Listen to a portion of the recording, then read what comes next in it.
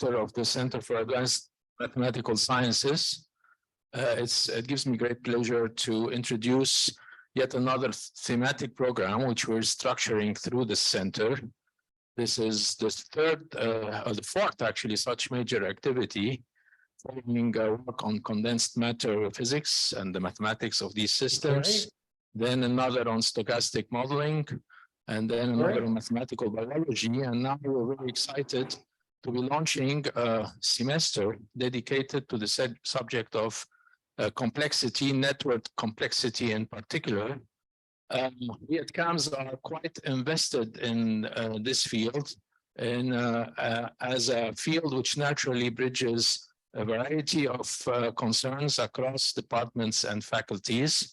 We have active research in that direction in the Department of Physics, which is now more than a decade and a half old, and Professor Nejm is certainly one of the earliest offspring of this experiment. We have colleagues in the business school who are very keen on this direction of work, and we're actively engaged with them on directions that pertain to stochastic modeling and logistics-related networks in the region and globally. And we have work what we have initiated around epidemiology, about which we're quite excited and which is beginning to give interesting results. There are mathematicians and computer scientists who are concerned.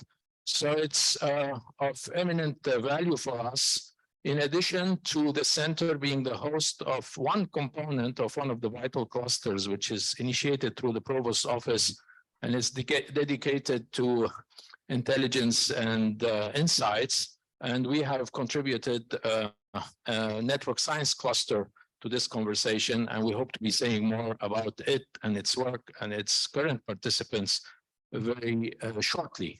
So a long-standing involvement in that direction, and we hope that it will grow as we also grow the network of interested people in the field. And the audience today is a testimony to that, in the sense of bringing together AUB students from computer science, mathematics, physics, computational sciences, and having this wonderful contingent of students from the Lebanese University, our natural partner at the Center for Advanced Mathematical Sciences. So this is Professor Ali Jaber from the Department of Computer Science, and interested students. Very happy to have you with us today and hope to host you for the remaining part of this activity.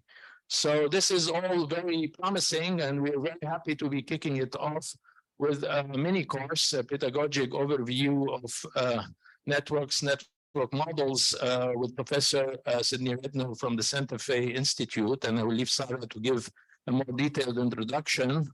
And that will be followed with a more hydrodynamic approach to collective behavior in a couple of weeks from now, I imagine. Then more data-driven modeling of complex systems. And we will end with a visitor from Mexico who will be telling us about applications where network science actually proves to be particularly helpful, and we hope to engage with this visitor with tools from our end as well. So thank you, Sarah, for putting the effort to put this wonderful display of ideas and eminently relevant concepts and tools for us. And thank you, Professor Redner, for accepting to kick off the activity for us. Sarah?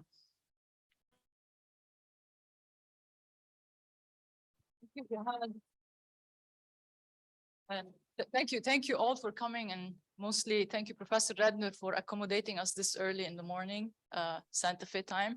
And as you had said, I'm one of the offspring of this experiment that had started with Jihad and Professor Leonid Klushin in the physics department. So, and I hope that this will go on with much more generations to come.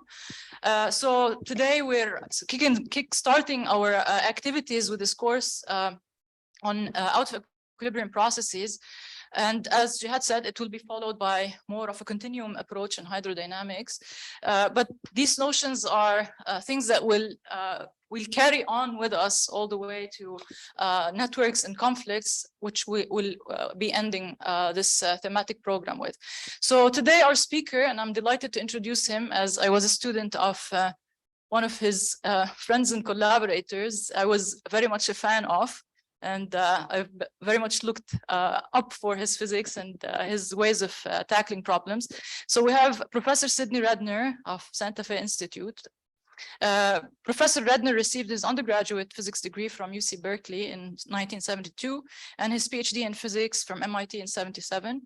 After a postdoctoral year at the University of Toronto, he joined the physics faculty at Boston University in 1978. He was then a visiting scientist at the Schellenberg-Dahl Research in 1984 and the Ulam Scholar in 2004. And the visitor professor at Université Paul Sabatier in Toulouse and Université Pierre et Marie Curie and Institut Henri Poincaré. In Paris. In 2014, he joined the Santa Fe Institute as a resident professor. His research interests lie in non-equilibrium statistical physics. He has worked on the structure of complex networks and physics-based models of social dynamics, phase ordering kinetics, as well as diffusion and first passage processes and their applications. He has published more than 300 articles in major journals, as well as 2 books, which I encourage everybody to read through, and maybe we'll adopt it as our statistical physics books starting the year to come, a guide to first passage processes and the graduate text jointly with Skarpitsky and Ben Naim, the kinetic view of statistical physics. So please help me in welcoming Professor Redner, and I'll leave the floor for him. And I think you can see the whiteboard. It's a classroom setting, so please feel free to interrupt as Professor Redner agreed. It's a setting where you can exchange. The microphones are on the table. You can unmute yourself, but make sure you mute back. Okay, we're going to want to hear the side conversations. And the floor is yours, Professor Redner. Okay, so can you, first of all, can you all hear me okay? Thank you. Can you all hear me okay? Yes. Okay, very good. All right, well, thank you for a very generous introduction. And again, please do feel free to interrupt me if something is not clear, or the writing is too small, or the writing is too messy. And so let's kick off. So this is a course on non-equilibrium processes, but let me begin by just telling what I would say is equilibrium statistical mechanics in a nutshell, because it's going to serve as a springboard for understanding non-equilibrium. So equilibrium stat mech in a nutshell.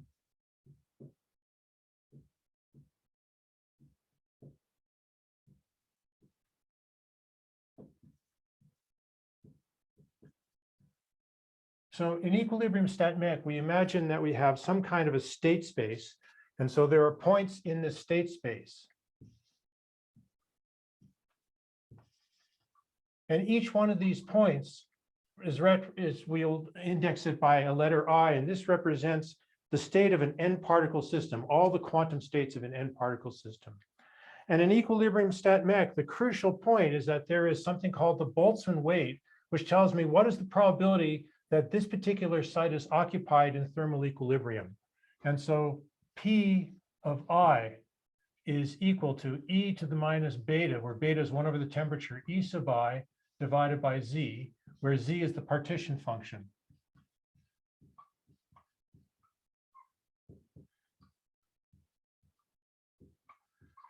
By the way, I should say right at the outset, like I have no idea what you know and what you don't know. So if I'm assuming something that you don't know, just interrupt. And I hope that the level is okay, but do please feel free to interrupt me. And so the point is that from this probability distribution, from this partition function, so Z, this is equal to the sum over all states of the system, e to the minus beta, the Boltzmann factor. And this Boltzmann factor arises just from the idea that you maximize the entropy of a thermodynamic system in thermal contact with the rest of the universe. And then the crucial point here is that there's something called the free energy,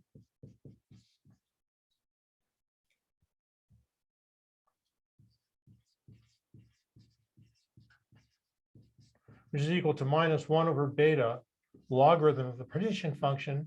And from this, if we maximize entropy, that corresponds to minimizing the free energy. And from this, all thermodynamics follows.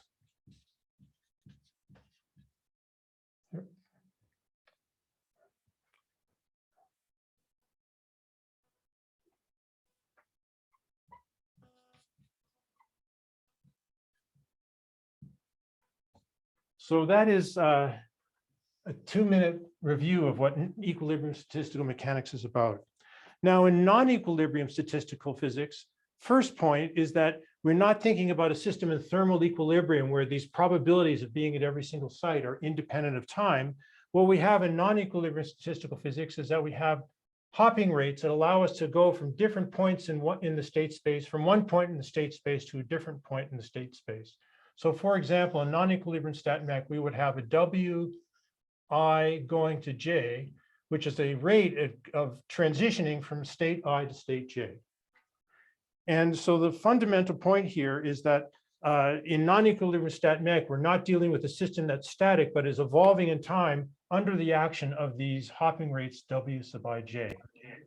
And the crucial point here is that, this board is a little small, but let me just try and make the second half here. So over here in non-equilibrium,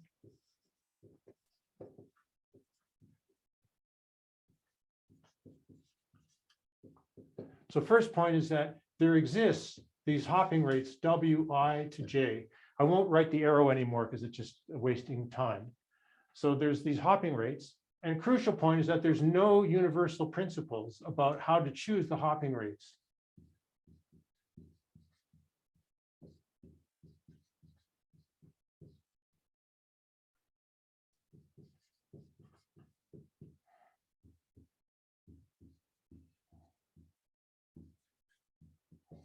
So each problem presents itself its own, unique character to it.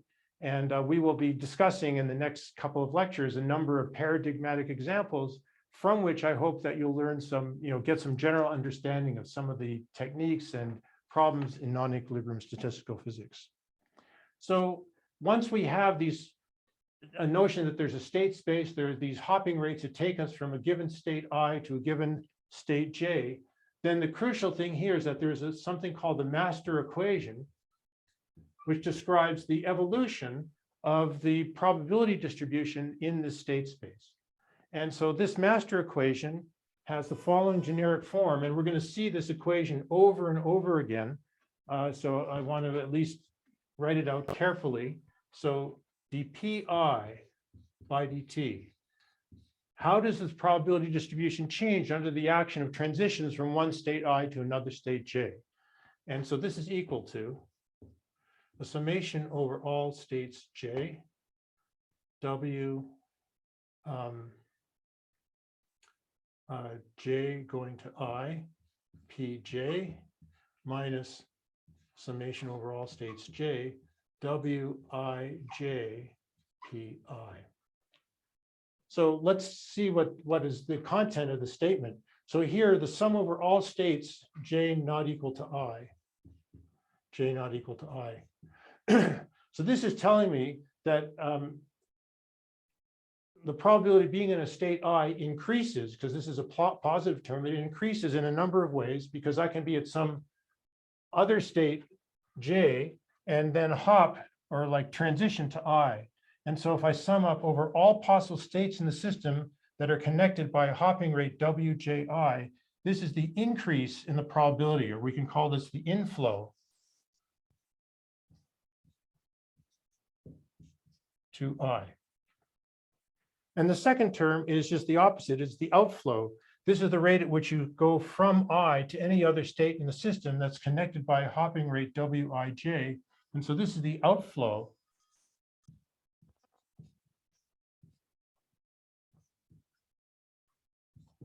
from I. And so this basic equation is kind of the heart of non-equilibrium statistical physics, because we will be using it to understand how various non-equilibrium systems evolve in time. And as I mentioned before, the hopping rates Wij, there's no universal principles for how you choose them, and how you choose them then will depend on the nature of the problem at hand. Let me just mention, though, that so you'll have to bear with me. The technology for erasing the board here is not very good, so I have to work at it. So there might be some delay between erasures.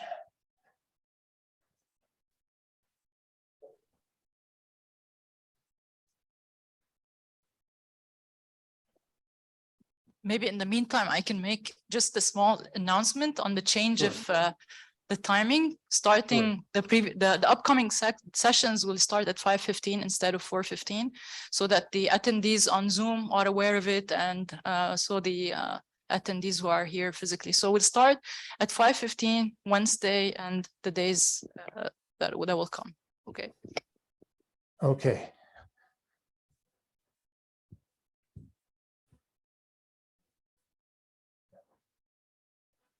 Okay, so the only other thing I wanted to mention is that for an isolated system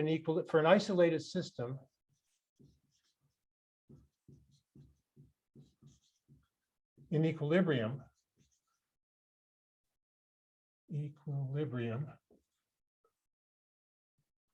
well, what does equilibrium mean? That means that dpi by dt is equal to 0. And so that means that if I set this equal to 0, that's the same as saying that these two terms are equal. The total inflow into a site I is equal to the total outflow from site I. So in equilibrium, when you have an isolated system, this is a natural principle for which it can be used to determine the hopping rates. One more thing just to mention about this is that, so this says that total inflow equals total outflow.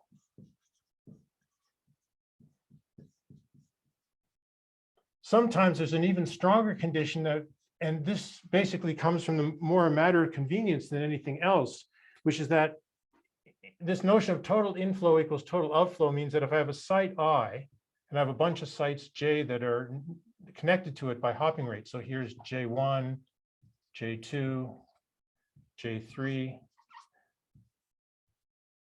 So total inflow means that the total flux coming into site I has to match the total outflow going out of I to all the neighboring sites. And sometimes a stronger condition is imposed, which is called the detailed balance condition, which is to say that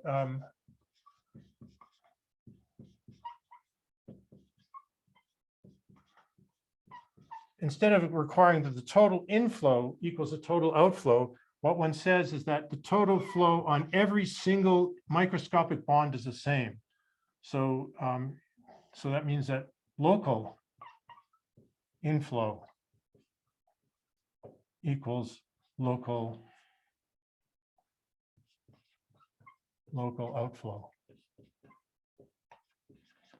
So this is called the detailed balance condition. And there's, again, as I mentioned, there's no universal principle that determines what, that prescribes detailed balance, but it turns out to be a very convenient way of choosing the hopping rates so that it's convenient for simulations and for analytical studies.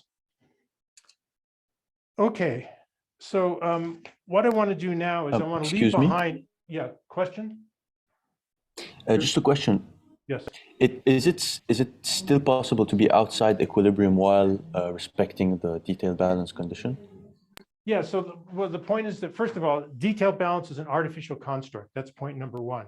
But the point is that once you have detailed balance condition, then depending on the initial condition, you will then find that independent initial condition, the system will ultimately go to thermodynamic equilibrium. But until you reach thermodynamic equilibrium, then you'll have flow in the state space until you reach equilibrium. So only at infinite time would you reach thermodynamic equilibrium. Okay, but the detailed balance is just an assumption for convenience. So it could be assumed to hold even before we get there. Yes, well, again, the point is that you assume the hopping rates, and then one is interested in studying the dynamics of the system with the prescribed hopping rates. So what I want to do now is, boy, that's terrible. Hang on a second, I'm going to do some more drastic erasure. And I think I'm going to switch to the blue because it erases better. So you have to tell me whether you can see the blue as well as the black.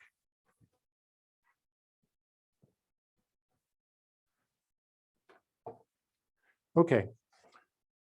So what I want to do now in the remainder of this course is I want to present a number of paradigmatic examples that I hope will give you some general understanding of some of the techniques and ideas that go behind understanding non-equilibrium systems. So my first example is the symmetric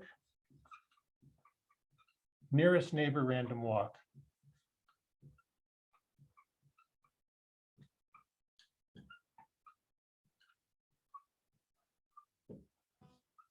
I'll call RW for random walk. And I'm going to specify, go specifically to the case of one dimension because it's the simplest. And so there's several different versions of the symmetric one-dimensional random walk. There's, first of all, discrete time,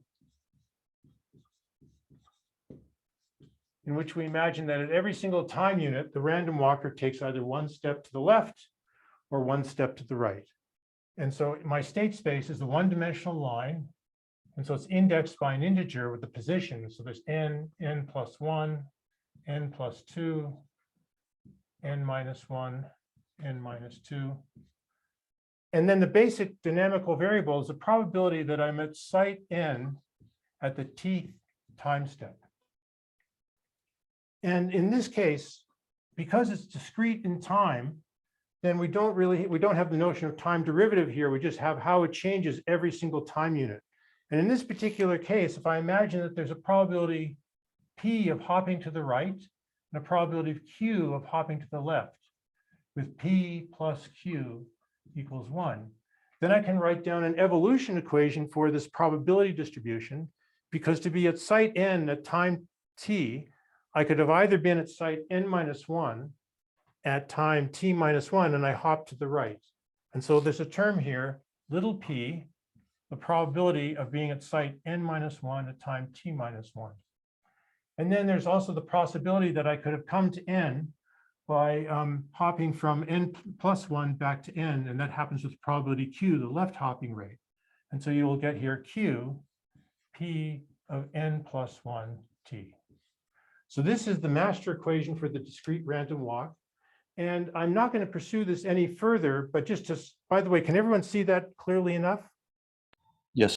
Okay. I'm not going to pursue this further because, first of all, this is a discrete equation. And, just as we'll see, discrete equations are more clunky or more awkward to deal with than continuous equations.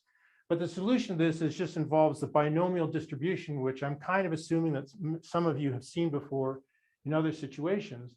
And as we'll see, this binomial-like solution is typically not useful for understanding the interesting long-time large distance behavior. So I'm instead going to focus on the continuous time random walk.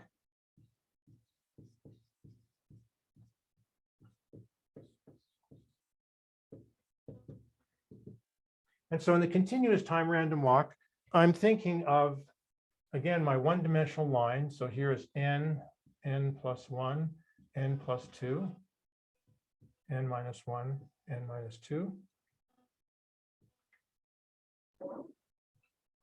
By the way, I was a little bit cheating here because I said symmetric, and here I chose non-symmetric hopping rates, but now I'm going to specialize only to the case of symmetry. And so in this case, what I imagine is that there is a Poisson process which determines whether or not a particle hops at any given time. So there is a continuous leakage rate of probability from any site to any of the neighboring sites. So here I'm going to assume a hopping rate W, and the same hopping rate here, W. So this is going to look more like my previous slide where I imagine there's a continuous rate of hopping from neighboring sites. And to make life simple, because this W sets an overall time scale, I just set this equal to 1. And now the master equation for this is now a differential equation, dpn by dt. How does this change with time? And so there's several ways that this can change as a function of time. First of all, I have an inflow into site n because of flow from neighboring sites to n. And the rate at which you inflow is the probability of being at site n plus 1 times the hopping rate, which is 1. So there's a term Pn plus 1. This corresponds to hopping from site n plus 1 to n. And then there's another gain term because there's a Pn minus 1 over here, because I can hop from n minus 1 to n. And then there's a leakage term from n, and I can hop from n to n plus 1 or from n to n minus 1, each with rate 1. So there's a total rate of 2 of leaving site n, and we'll get 2 Pn. So this is an equation that I'll spend more time with, because this has the form of a master equation. You see that there is an inflow terms and an outflow term, and now we want to solve this equation. And this is in contrast to the discrete random walk, where it's a discrete recursion formula rather than a differential equation. Okay, so that is what we want to study now, is the behavior of this. Let me just mention one more thing about this equation, which is that if you look at it carefully, you see that I could write this as Pn plus 1 minus Pn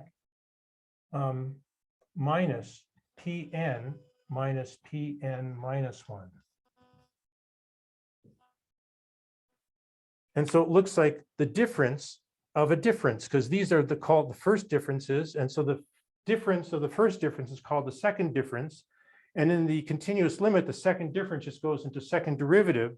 So in the continuous limit, this goes over into the second p by the n squared, from which we'll end up getting the diffusion equation. But I'm not going to go there yet. I just want to mention this connection. And so what I want to do now is spend some time solving this differential equation. So here I'm assuming that you have not seen this before, and so I want to go through it in some detail. So if there's any questions, ask while I'm erasing.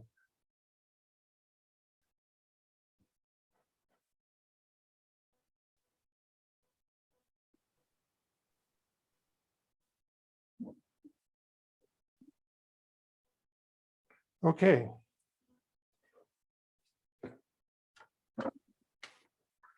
So it turns out, so let me just write this again. We want to solve Pn dot is equal to Pn plus 1 minus 2Pn plus Pn minus 1. So there's two techniques for solving this equation. Professor Redner, can we switch Yes. back to black? Because I think the blue is not that clear. Okay, all right. All right, so there'll be some delay in erasing the board each time until I get a better technology for erasing the board. Okay, so there's two methods of solving this. One is the Fourier transform.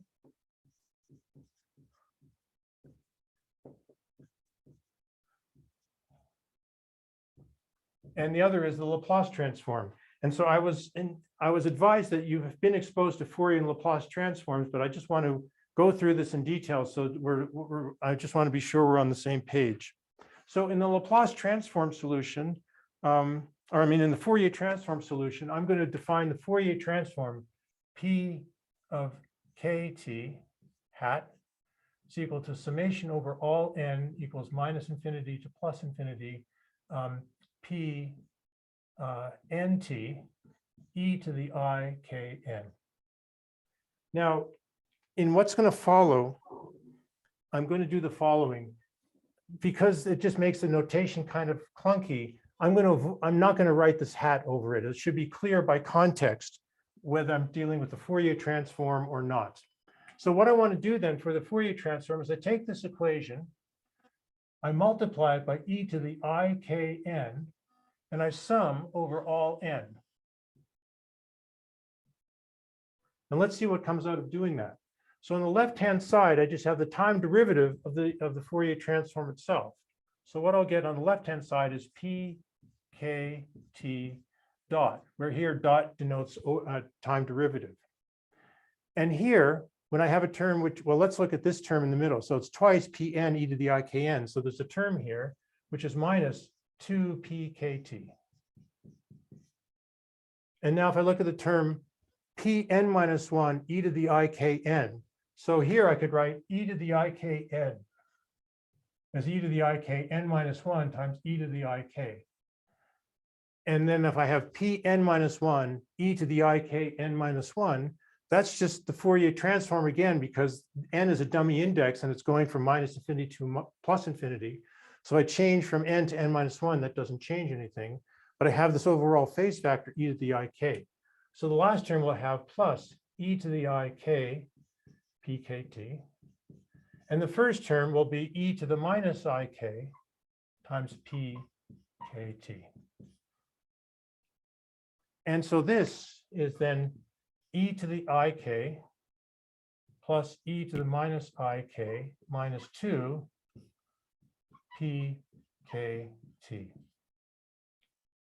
And so we have p dot is something not independent of time times e to the times the function itself. And so that's just an exponential solution. And let me simplify this by writing this as twice cos k, because e to the ik plus e to the minus ik is 2 cos k minus 2. So I'll have minus 1 inside the brackets. And so what I get here then is pk of t is equal to pk t equals 0 times e to the 2 cos k minus 1 t. So to complete the solution, and I should have said this right at the outset, is that when we write down a differential equation like this, it's a first order differential equation in time, we need an initial condition. And throughout all of this course, I'll always deal with the simplest initial condition. And in this particular case, the simplest initial condition would just be that we start with a particle fixed to be at the origin. So I'll have to include with this Pn at t equals 0 is equal to delta n 0. So that is the way to write. You're sure that the particle starts at the origin at the initial time. And so the thing is that if this is the initial condition in n space, if I take the Fourier transform of it, so I take summation over all n times e to the ik, there's only one term in the sum at the origin, and then the phase factor is equal to 1. So this thing is equal to 1 for the initial condition. And so we'll just get here equal to e to the 2 cos k minus 1 t. So that's my answer for the probability distribution in the Fourier domain. So this may look a little bit unfamiliar, but I'm going to show you then how we can invert this Fourier transform and get what we really want, which is the probability distribution in n space. So there's two ways to invert this Fourier transform. One is to do it exactly. And if you do it exactly, it turns out that this object is something called the generating function for the modified Bessel functions. So I don't expect you to know any of this, but let me just tell you what the answer is. The exact answer is Pn of t is equal to In of 2t e to the minus 2t, where In is a modified Bessel function of the first kind of order n. And so if you look at this, the average person, including myself, has no idea what does this mean. And so what I want to do instead is let's look at solving this in an approximate way in a limit of large time, large distance, because typically in many of these problems in non-equilibrium statistical physics, we're interested in the long time, large distance behavior. And so let's apply that over here and get an approximate solution from which we will derive the familiar Gaussian that, of the random walk. So now I want to consider the case t going to infinity and n going to infinity. But in the Fourier domain, large n corresponds to small k. So that's the same as saying that t going to infinity and k going to 0. And so if we look at this thing, and now let's expand it for small k. So cosine k is 1 minus k squared over 2. The 1 cancels the 1 over here. And what we're going to get then is that pkt asymptotically goes to e to the minus k squared t. And now this we can invert easily, whereas the exact form requires very specialized techniques to invert it exactly. So let's now compute pnt.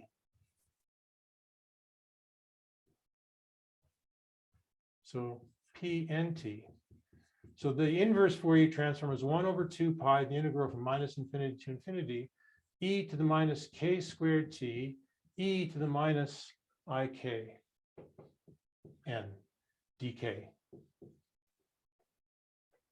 And here comes a very standard trick, which is that we see a quadratic polynomial here, and we try and make it into a complete square, the complete square will give us a Gaussian integral, and what's left over is going to be the Gaussian probability distribution. So let me write this as 1 over 2 pi, the integral from minus infinity to infinity dk. And so I have e to the minus k squared t minus I k n. And let me now do the following. Let me multiply by 1, and let me call 1 the following thing, e to the minus n squared over 2t, I guess, e to the plus n squared over 2t. Whoops, let me do it the other way around. Put this plus here,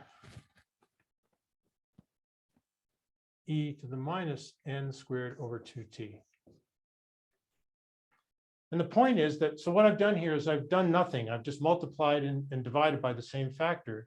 But the crucial point is that all of this stuff here is a complete square. So if you stare at this for a while, you'll see that this thing is equal to e. And so give me a minute here to get this straight. So minus, so it's k root t. And then there's going to be an n over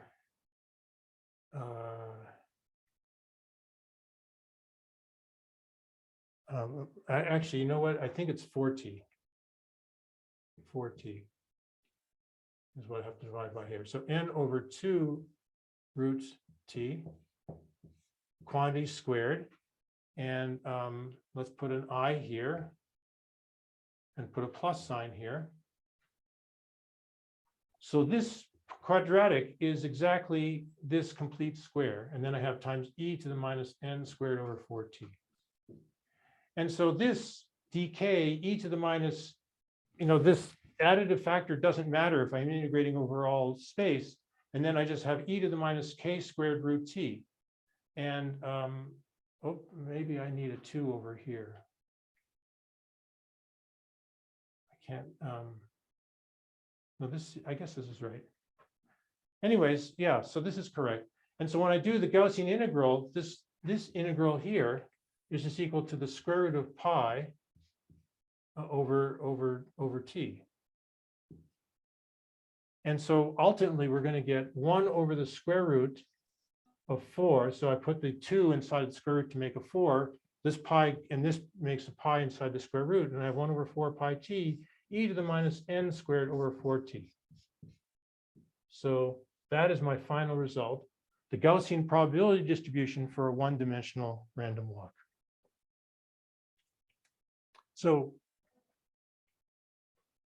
is this level okay? Is the speed I'm going okay? Is everything more or less okay? Somebody please say something, either yes or no. Yes. Yes. Okay, great. Professor Okay. Redner, can I make Yes. a question? Yes, please. Yeah, I'd just like to know when this limits that you do the k going to 0, Yes. I mean the n going to infinity, it means that I'm solving only for the tail of the distribution, right? Yes. Well, I mean, it's actually, it's not the tail, it's also the scaling part of the distribution.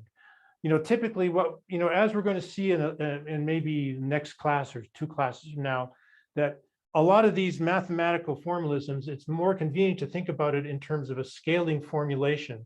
And as we're going to see, that the right way of expressing this is that we're interested in the limit where this quantity is small. So k squared, so either t is large or it's k is small such that k squared t is also small. So that's the limit that we're typically interested in. So in fact, this provides us not just the tail of the distribution, but the scaling part of the distribution. What it does not provide is like what happens at the extremes, but that we really don't care about. Okay. And Okay. what does, another question is, what does allow us to do this integral on dk from minus infinity to plus infinity? Because we're saying that the k must go to 0. So what does allow us to go so far? I mean, the minus infinity to plus infinity. No, this is just the definition of the Fourier. Forget about like limiting cases now. It's just that if I Okay. define the discrete Fourier for sure. transform this Okay. way, the inversion is the integral over all k. Okay, fine, Okay. thanks. All right, so please ask more questions because now there's going to be a 2-minute delay while I clean the blackboard. So, and we'll try and figure out a better way of getting the blackboard clean at my end. But if you have more questions, just ask while I'm erasing.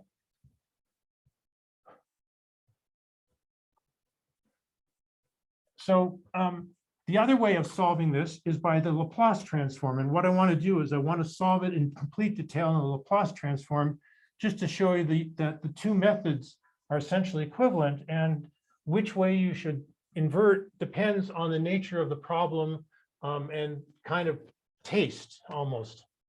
But I do want to show the Fourier Laplace transform solution because it ends up at the same place, and you have to decide for yourself like which one you like better. But it's just, I think it's pedagogically useful to see these two things side by side.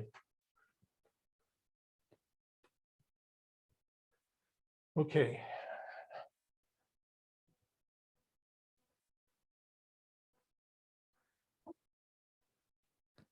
All right, so Laplace transform solution.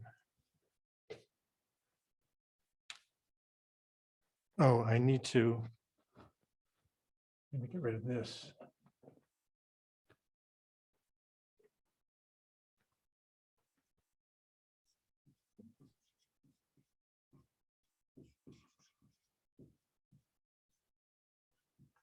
So in the Laplace transform, we define P of n of s, the Laplace transform. And typically in a lot of textbooks, people put like this little tilde over the Laplace transform. I will not do that because it just makes for messy notation. So it'll be clear just by context or by the argument, whether I'm talking about Laplace transform or the function in real time. And so this thing is defined as the integral from 0 to infinity, Pn of t, e to the minus st dt. So what we're going to do is the same thing as before. I'm going to take my original equation. I'm going to integrate it from 0 to infinity, e to the minus st dt. And let's see what comes out when we do that. And the only term which is a bit tricky is dp by dt. When I compute the Laplace transform of a time derivative, there's a standard rule from Laplace transforms that the Laplace transform of a time derivative is s times the Laplace transform minus the initial condition. So I'm going to just assume that rather than deriving it, but I hope that's familiar to you.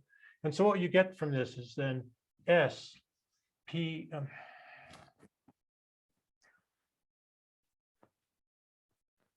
one will get s pn of s minus the initial condition. So that's p of n at t equals 0. So again, I want to emphasize this is the Laplace transform. This is the function in real time. And on the right-hand side, one gets Pn plus 1 of s minus 2 Pn of s plus Pn minus 1 of s. Okay. And so once again, the initial condition is going to be delta n 0. So this is just delta n comma 0. And so we're going to get two different types of equations, one where n is equal to 0 and one where n is not equal to 0. So for n not equal to 0, we're going to get the equation s plus 2. I'll bring the 2 over on this side. So s plus 2 pn is equal to pn minus 1 plus pn plus 1. And then for n equals 0, we have a special equation, which is going to be s plus 2 p0 minus 1 from this guy here. And then I'm going to have p of 1 minus p of minus 1. And if I start with a particle initially at the origin, then the probability, everything is symmetric. And so the probability being at minus 1 is the same as plus 1. And so I can write this as, p1 plus p minus 1, which is equal to 2p1. So these are the equations that we have to solve. And so let's first of all deal with this thing. So this, let me write this in the following way. Let me write this as Pn is equal to 1 over s plus 2, Pn minus 1 plus Pn plus 1, which I'll define to be A, P, well, let me put it below so that I can use this right half of the board. So this is equal to A Pn minus 1 plus Pn plus 1. So what do we have here? We have a constant coefficient linear recursion formula, and it's a second order recursion formula because it goes from n plus 1 to n minus 1. So it's like sort of a distance of 2 in n space. So it's a constant coefficient second, what's called a constant coefficient second order difference equation. And in fact, you know how to solve these equations because in elementary differential equations, you learn that the solution of a constant coefficient differential equation is exponential. In particular, second order constant coefficient differential equation will be the sum of two exponentials. So the same thing is true here. The calculus of discrete differences is the same as the calculus of continuous functions. And so the solution here is Pn is equal to some unknown amplitude A, because this is a linear equation. We don't know the overall amplitude until we deal with the equation for n equals 0, times lambda to the power n.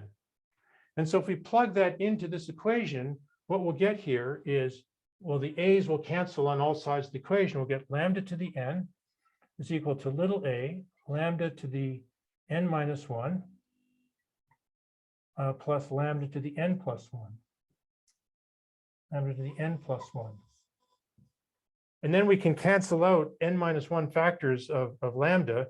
And what we're going to get is what's called the characteristic equation for lambda. So we'll get lambda squared. By the way, sorry, this a is on the outside of the bracket. Sorry. So we'll get lambda squared plus 1 times a is equal to lambda. So a lambda squared minus lambda plus a equals 0.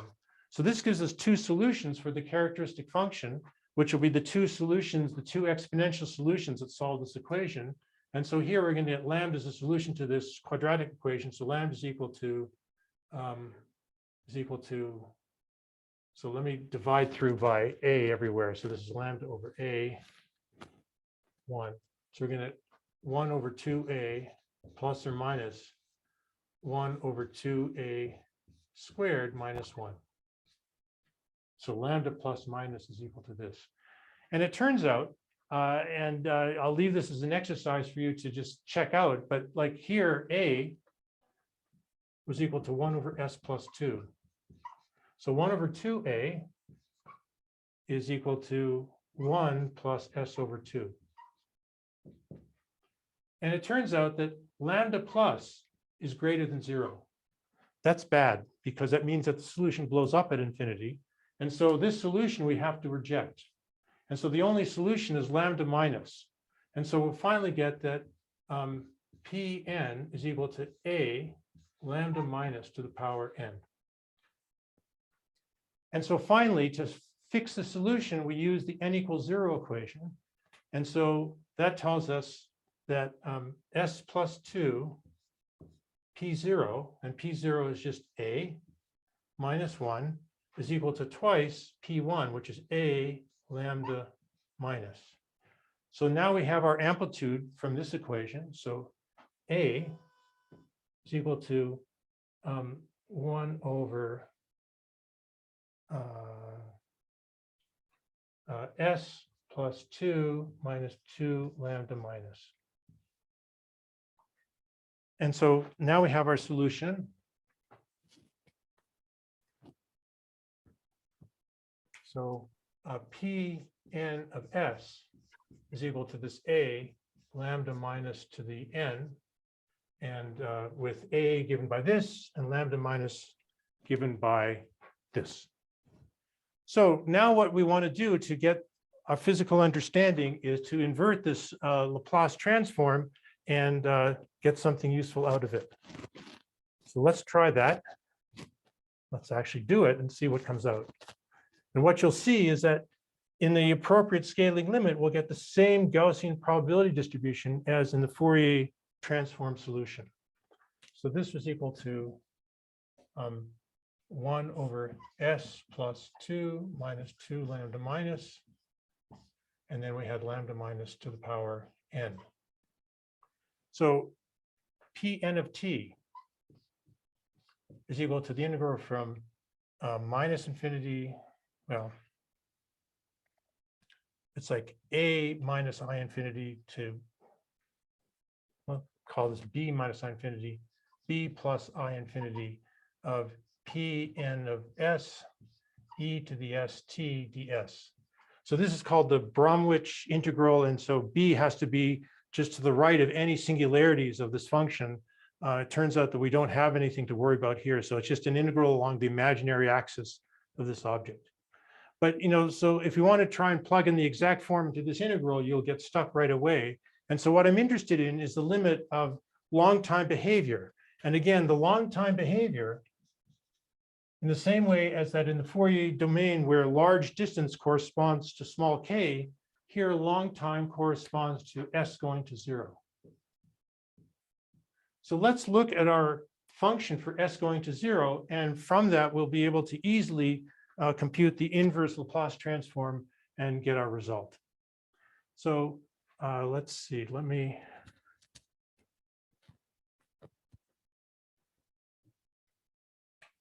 so lambda minus is equal to 1 over, I erased it, 1 over 2a, so that was s plus 2 minus the square root of s plus 2 squared minus 1. And so for the limit s going to 0, this is going to s plus 2 minus. And so inside of here, we can neglect s, when I expand this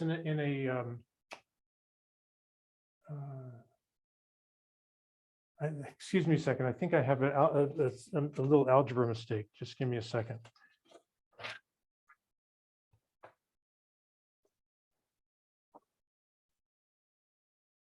Yeah, sorry. Since I erased it, I can't see what I wrote here for 2a. But so what was it? Was 1 over 2a is 1 plus s over 2. Okay, great. Thank you. Thank you. 1 over 2a is equal to 1 plus s over 2. Okay, great. So that means that here lambda minus is equal to 1 plus s over 2. And then I have minus the square root of this thing squared. So 1 plus s over 2 squared minus 1. And so the ones cancel. There's two terms. There's a linear term, which is just going to be s, and then there's a quadratic term, s squared over 4. But in the limit of s going to 0, I can neglect the quadratic with respect to the linear. And so here, this will just be basically, so it's 1 plus root s, and so it'll be just root s. And then here I have 1 plus s over 2. And again, in the limit of s going to 0, I can neglect the linear compared to the square root. So I get that this is 1 minus root s. So that's one simplification. So that's what lambda minus is. And similarly, well, look what a is. So a is approximately equal to 1 over s plus 2 minus 2 lambda minus. So it's minus 2 plus 2 root s. And so this cancels, and then the s is neglectable compared to the root s. So I'll get here 1 over 2 root s. So finally, if I want to compute the inverse Laplace transform, notice that I can write this thing as, so the amplitude is 1 over 2 root s, and then I have lambda minus to the power s. So I have this thing to the power s. And this I can write asymptotically as 1 over 4s square root inside. And this is nothing more than e to the minus n root s. And so now we have to plug this thing into this integral. And then I'm not going to, so in this case, I'm not going to do any of the details, but this is basically by changing variables from s to root s, one can convert this again to a Gaussian integral that you compute by completing the square. And after all is said and done, what one gets is that this is equal to e to the minus n, n squared over 4t, 1 over 4 pi t. So in both the case of the Fourier transform and the Laplace transform, one ends up with a Gaussian probability distribution for the one-dimensional random walk. So this might be a useful breaking point for just 2 minutes to take a rest, or 5 minutes. What I want to do next is I want to show that this Gaussian behavior is actually universal and independent of the actual detailed hopping process. This is something known as the central limit theorem. So let me take a break here for 3 minutes. Ask questions if you want. I also see there's something in the chat. I don't know whether that's for me or not. And I'll start again in 3 minutes from now. And I'll I try guess and if close the people Blackboard. want to grab water or juice or something, you can go out immediately and come back.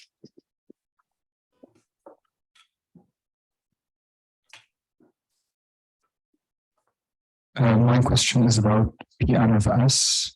Like we said that it was equal to a what's the power error. That's so true.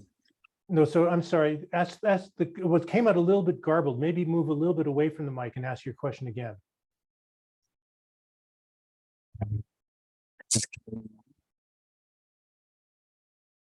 Yeah, I don't hear you now. Maybe try another mic. What? I mean, maybe ask someone else to use a different mic, but I heard you some of the time, not all the time. Okay. I'm sorry. I didn't hear anything that time.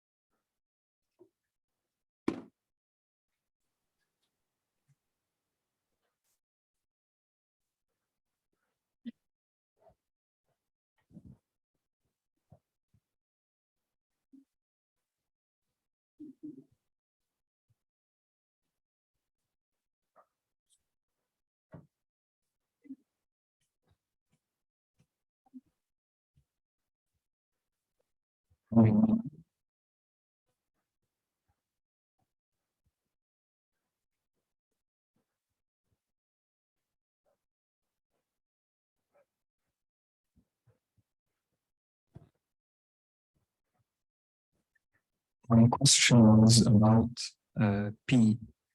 We assumed that Pn of S is equal to A lambda n. Can you explain that? Why did we assume that? Oh boy, I'm really sorry. I mean, I hear about half of what you told me. So please go to a different mic and try and ask your question again. Just move over to your neighbor. I was asking about P. We assumed that P in S is equal to A lambda to the power n. Right. Why did you, like, what's the thought behind that, please? Oh, no. So the point is, again, that, you know, we were dealing with this second order linear recursion formula. And again, going back to freshman calculus, the solution to a constant coefficient second order differential equation is exponential.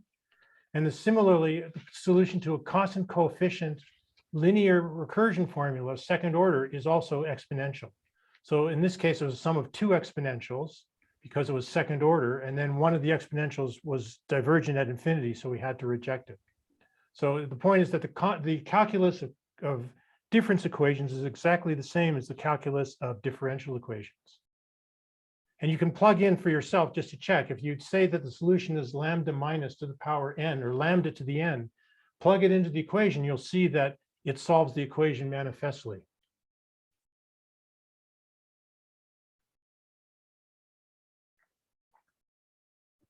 Oh, I see. I should be looking. I got to figure out how to use my camera here just so that you can see me when I'm answering your question. Okay. Sorry.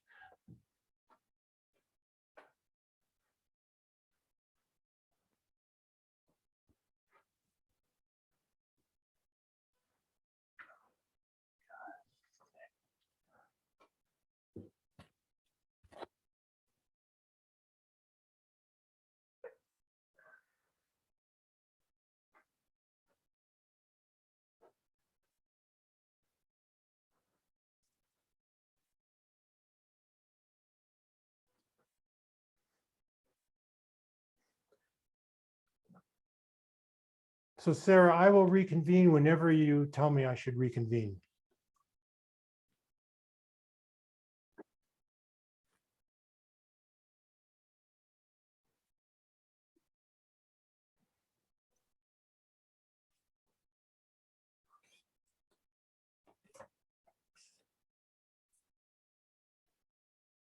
What? Gary?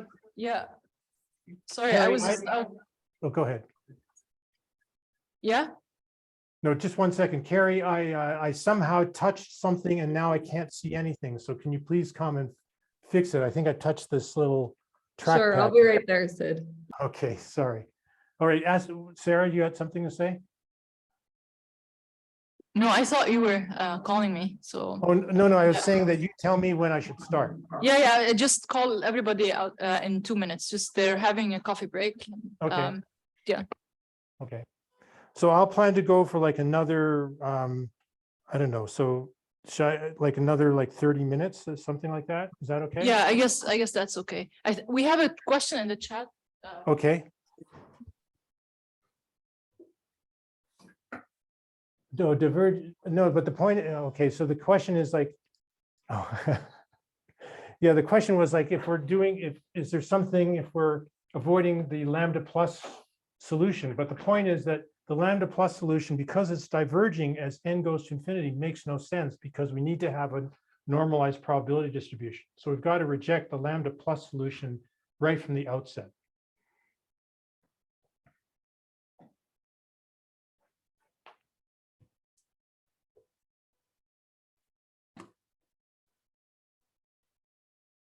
Okay.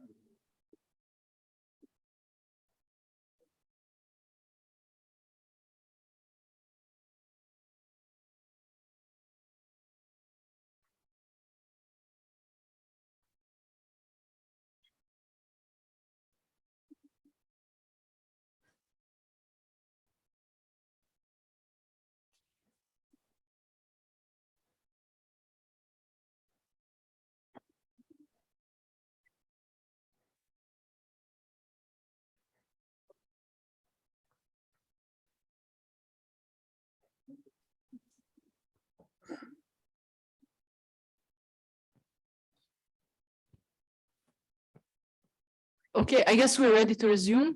Okay, very Thank you good. for the break. Sure. Okay. So I want to now discuss the central limit theorem. And the point here is that we've seen for the case of the nearest neighbor symmetric random walk that the probability distribution evolved to a Gaussian in a long time large distance limit. And it's a natural question to ask is how universal is this behavior? And it turns out it's extremely universal. And that's embodied by something called the central limit theorem. Basically, roughly speaking, what the central limit theorem says, it really doesn't matter what kind of microscopic hopping process you choose. then the long time large distance limit, you're guaranteed to get a Gaussian probability distribution. So this brings up two very important points. One is this notion of universal behavior. In statistical mechanics, it's often the case that when you have a collective, a many-body system, that the collective behavior of this many-body system does not depend on short-range details of the model. So this is a very simple and beautiful example of this universal behavior. And the other feature is this notion of renormalization, which is that, as we're going to see when we prove the central limit theorem, that we're only proving it in a scaling limit of time going to infinity and distance large, such that distance squared over time is of the order of 1. And as we'll see then, all of short range details don't matter. And this is what people do in renormalization when they integrate out short range degrees of freedom, leaving only the relevant long range degrees of freedom. So this is a very beautiful and powerful theorem. And so let me get to it. So the point here for the central limit theorem is that, so let's consider, any random walk process given by P of X, this will be little P of X. So this is defined as the probability to hop at distance X.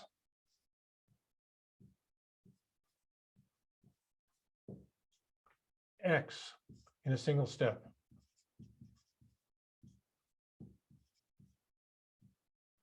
And for the purposes of this discussion, I'm going to only treat this in one dimension. It turns out that the proof in any dimension is exactly the same, but this in one dimension is just much simpler notation wise. So we really don't lose anything by thinking about one dimension. And the other thing which I'm going to treat is I'm going to treat symmetric hopping processes. So the probability of hopping to the left by some distance X is equal to the probability of hopping to the right. And as we'll see at the very end, we can generalize to arbitrary bias in the hopping rates. And I'll leave it as an exercise for you guys to work out what happens if there is a bias. But basically you follow what I'm going to do step by step. So but now the thing is that this P of X has to satisfy some very mild conditions. And here are the mild conditions. So with P of X, what's called IID. And this means independent,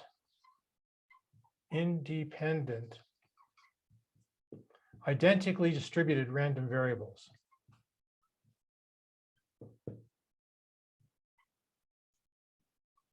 So this notation, IID, always stands for independent, identically distributed variables. So that means that that there's no memory in the process, so that when I hop at any given time, that the next time step has the same hopping rate, same probability P of X. And also that this P of X is the same for every single step. So it's not like the step lengths are growing or shrinking. They're always the same at every single step. There's no memory in the process. So that's one condition. And the other condition is that the mean value of the hopping rate is equal to 0. Well, actually, it turns out for the central limit theorem, this thing should be less than infinity. And X squared less than infinity. So as long as the first two moments of the hopping rates are finite, that means that you can't hop to the other end of the universe in a single step, as embodied by having that the first moment. So here the angle brackets mean average value. And so I'm using the term moments. And so here X squared average. So X squared average value, that's the second moment of the probability distribution. This is the first moment of the probability distribution. And all I require is that the first two moments of this probability distribution are both less than infinity. Then capital Pn of X. So here, when I'm writing capital Pn, this is the probability of being at position X after n steps. Then this thing is equal to 1 over 2 pi n sigma squared, square root, e to the minus x squared over 2n sigma squared. We're in this formula, sigma squared is equal to x squared average minus x average squared. This is the variance of any distribution. And if I'm going to deal with symmetric hopping processes, which is what I'm only going to deal with here, This just goes to x squared average. So that's what I want to show now, that given any hopping rate, any hopping probability I want, I could hop to nearest neighbors, to seventh neighbors, as long as it's symmetric and IID with this mild condition, then we're always guaranteed to get a Gaussian probability distribution. Okay. So our starting point is to write down an equation for the evolution of Pn, capital Pn at each step of the motion. And let me write down what it is. So Pn of x. So how can I be at position x after n steps? So that means that I had to be at some position P after n minus 1 steps, I had to be at some arbitrary position x prime. And then in the single step, I hop from x prime to x. So I'd have P of, and then I have to integrate over all possible values of x prime. This is the equation that tells us how this probability distribution evolves. Again, after n minus 1 steps, I'm at some point x prime, and then I hop from x prime to x. I hop by a distance x minus x prime to bring me to x. This thing is called the Chapman-Kolmogorov equation.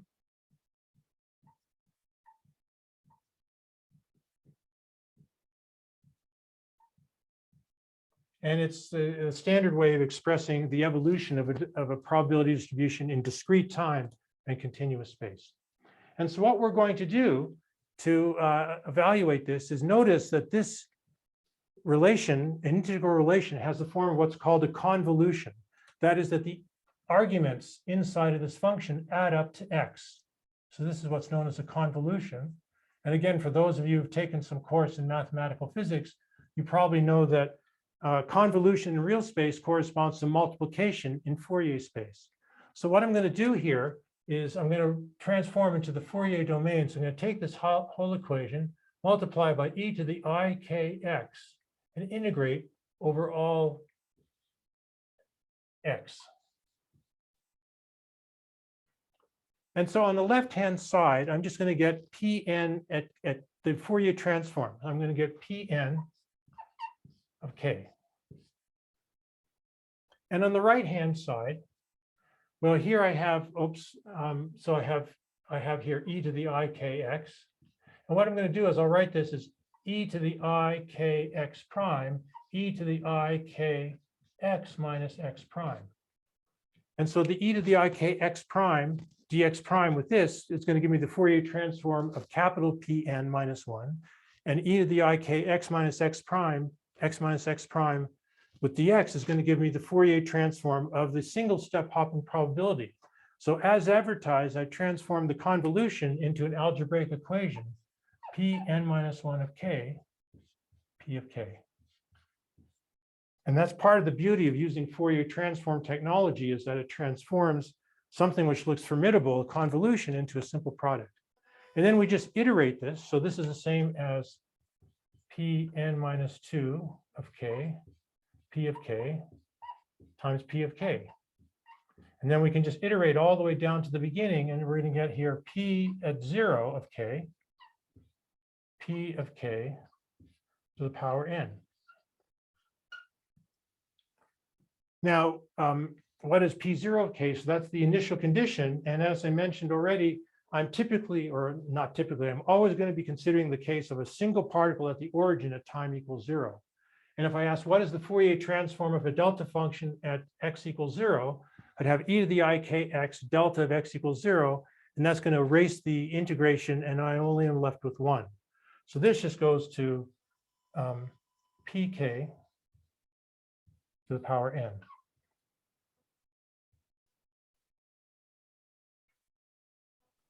Okay, so now we need to figure out what is pkn, and once we have that, then we invert this Fourier transform to get the probability distribution.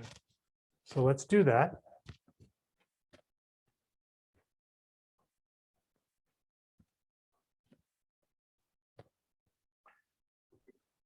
So what is pk? That's equal to the integral from minus infinity to infinity, p of x, e to the I k x. And let me write this in the following way, which will be relevant for taking the limit of large distance, which corresponds to small k. So this is equal to minus infinity to infinity. Let's do a Taylor series expansion of the exponential. We'll get 1 minus ik x minus k squared over 2 x squared plus dot dot dot. Oh, by the way, there's a dx, p of x dx. And let's look at each of the terms in this series. So the first term is 1 times p of x dx. And if we have a probability distribution for hopping a distance x, then the integration over all space gives me the probability of hopping anywhere. And so p of x dx times 1 should just be equal to 1. So the first term just gives me 1. The second term is minus I k. K comes out of the integral because this is an integral over x. And then I'm left with x p of x dx, which is nothing more than the mean distance that you hop in a single step. And so this is just x average.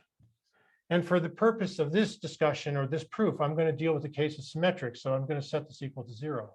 And then I have minus k squared over 2 x squared average.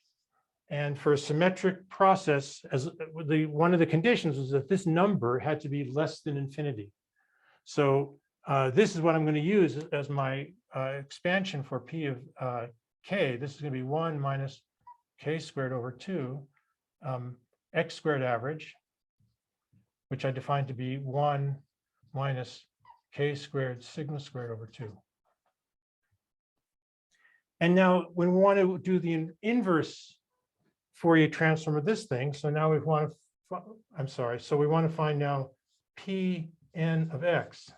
So that's equal to 1 over 2 pi. I know I'm standing in front of the board. I'll get out of the way. Minus infinity to infinity dk e to the minus I k x Pn of k, but Pn of k is this little p of k to the power n. And so let's go back here. We now have p of k. Let's compute the nth power of this. And so pk to the nth power is equal to 1 minus k squared sigma squared over 2 to the nth power. And in the appropriate scaling limit, this is asymptotically the same as e to the minus n k squared sigma squared over 2. So we plug that into here. And so we're going to get 1 over 2 pi, the integral from minus infinity to plus infinity, dk, e to the minus I kx, e to the minus n k squared sigma squared over 2. And now if you stare at this carefully, you'll see that we have in the exponential, we have quadratic and linear with dk. And the trick now is to complete the square of the argument in the exponential and have a Gaussian integral. And what remains is going to be our Gaussian probability distribution in a long time limit. So let's do that.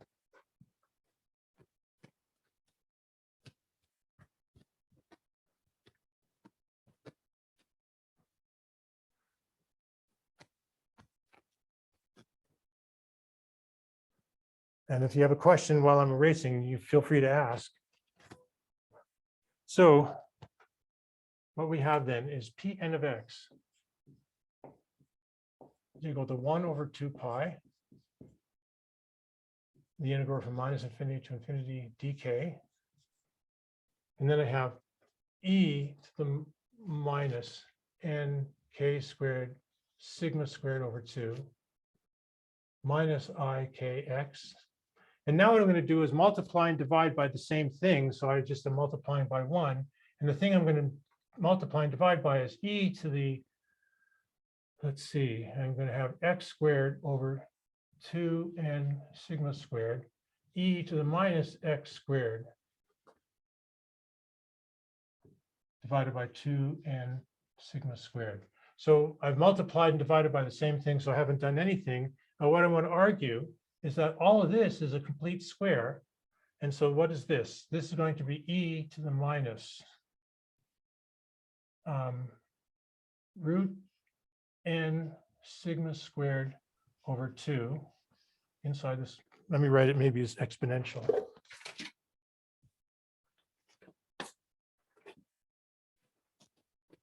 All right, so write it as exp of minus nk squared sigma squared over, sorry, just give me a second here. N sigma squared over 2 square root k. And then I have minus I x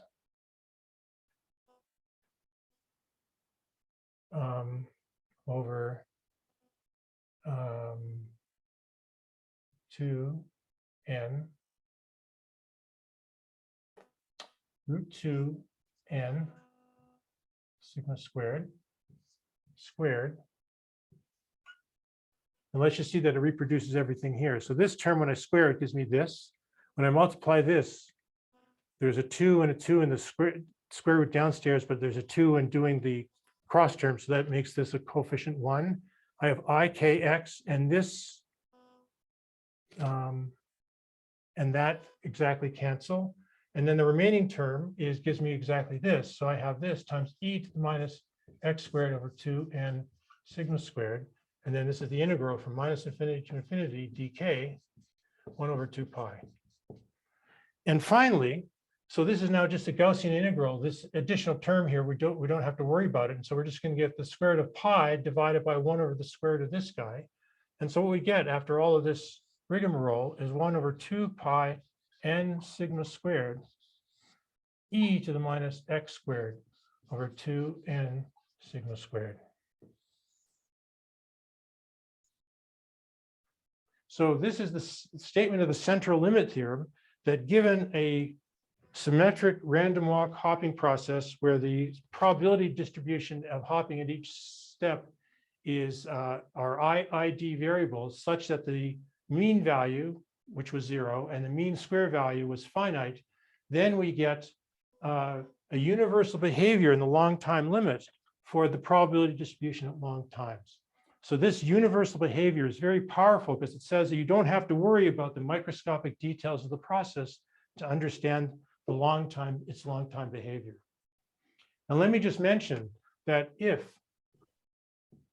x average is not equal to 0, so if there's a bias in the hopping process, then the appropriate statement of the central limit theorem is that this is 1 over 2 pi n sigma squared.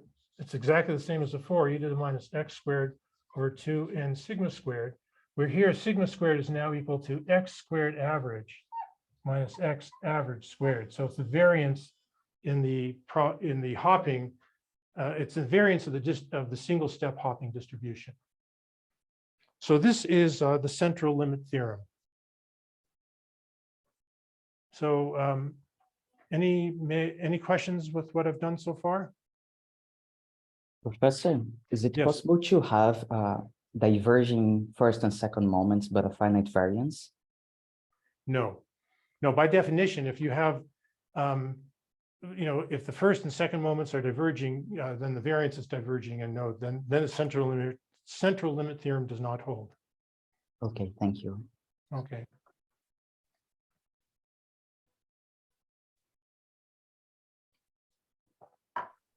So this brings me to the end of my sort of, I hope, an elementary discussion of random walkology. I just wanted to put this on the board so you get a sense of, first of all, the way that I think, and also some very basic facts about a non-equilibrium process, the simplest non-equilibrium process, which is the one-dimensional random walk. So let me just mention one other thing. And so I think it's appropriate for me to leave an exercise for you, the students, to think about or to work on, because it's a simple exercise and I think it's very revealing. So let me give you, actually, let me put it over here. That's erasing to do. So exercise. So consider the random walk on a 3-site ring. So sites 1, 2, and 3, with hopping rates 1 and 1 from every single site. And so we have Pn at t equals 0 is equal to delta of n1. I start with a particle at this site, and I let it evolve by just pure nearest neighbor random walk. You know, so exercise, find P1 of t, P2 of t, and P3 of t. And simpler than that, or even simpler, is find P1 of t, P2 of t, P3 of t for t going to infinity.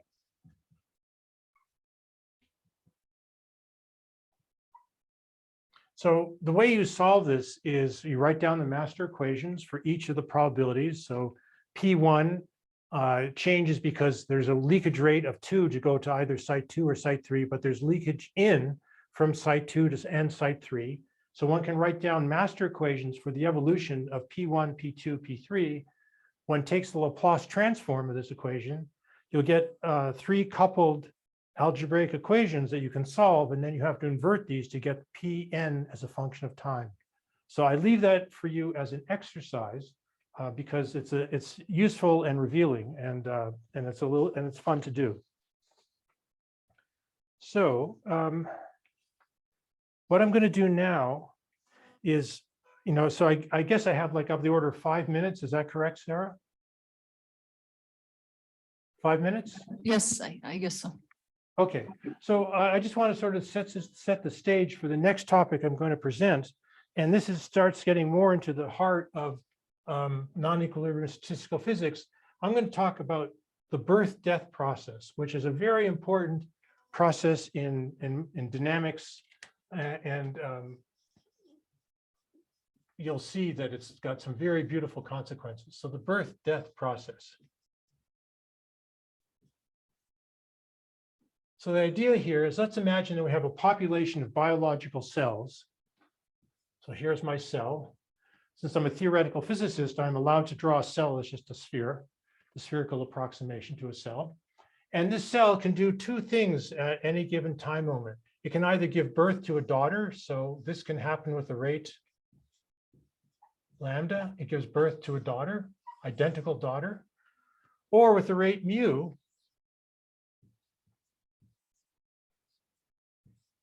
this goes to, it dies. And the very natural question that one might ask here is that if I start with a population of any given size, and typically the simplest thing to consider is a size 1, what is the population at some later time? What is the average population? What is the probability distribution of the population? And so this is what's going to concern us in the next lecture. And so, first of all, let me just mention, so I want to give you something to think about for next time, which is, let's specialize in the case of pure birth. So that says that mu is equal to 0, so our cells are immortal, they'll live forever, and let's take lambda equals 1. And so if I ask for what is the average number of particles at any given time, well, every particle gives birth at a rate 1, and so the time rate of change of n, how does it change with time? Well, it should be equal to n average itself, because every single particle gives birth with rate 1. So we're going to get here n dot is equal to n average, which says that n average is equal to n at t equals 0, and let's take that to be 1. So this is equal to e to the t. As simple can be. You know, the cells are just reproducing freely, and so the average number of cells grows as e to the t. And so what I want to show you next time is that this answer is completely misleading, because it turns out that the most probable event is that my cell is lazy and doesn't do anything, and you know, because it's a Poisson process. And so the most probable event is that if I wait a long time, the most probable event is there's 1 cell in the system. And so you can ask, like, how is it possible that I can have exponential growth in the number of cells, but the most probable event is only 1 cell present? And this shows to me a very important lesson, which is that average values And the full probability distribution can be very different in character, and you can get very misleading intuition if you're only looking at average values. And for anyone who's ever taught a class, we know that this is very important, because when I teach a physics class, it could be that all of my students are average. And so I give everybody a C. But it's possible that I could have a class in which I have some geniuses and some people who don't care and don't even show up for class. And so I give half the class A pluses and half the class Fs. In both of those cases, the average grade is the same, C. But when I ask what was the experience in teaching these classes, it's completely different, because in one class, everybody was the same. And in the other class, there's some geniuses and some people who never showed up for class. It would be a very different experience. And as we're going to see, the same thing happens here in the case of pure birth, that even though the average is growing exponentially with time, the full probability distribution has a very different character. So I think that's maybe a good place to stop for now. And I will start the next lecture by actually deriving exactly the solution for the time evolution of the probability distribution in the pure birth process, and that'll lead us naturally to the birth-death process. So I think that's it for today. Thank you, Professor Redner, and thank you all for coming. And I guess I'm just gonna make the announcement again that the time has changed for the upcoming lectures from 4:15 to 5:15. I guess we'll be accommodating more people from the Northeast, maybe a little bit less from India and the East, but generally I think it's best for everybody. After classes, I think it's a long day for all of you, but this is how things work when you're juggling so many time zones. So I guess we just have to thank Professor Redner for the first session, and we're very much looking forward for the upcoming ones. Okay. And Okay, so I guess we're so this week it's Wednesday and Thursday. Next week Yeah. it's Monday, Wednesday, Friday. yes, absolutely. Okay. So Yeah. I see you then like at 5:15/8:15 on Wednesday. Yeah. Okay. Yeah. Excellent. All right. Thank you, guys. Thank you, Okay. Professor Redner.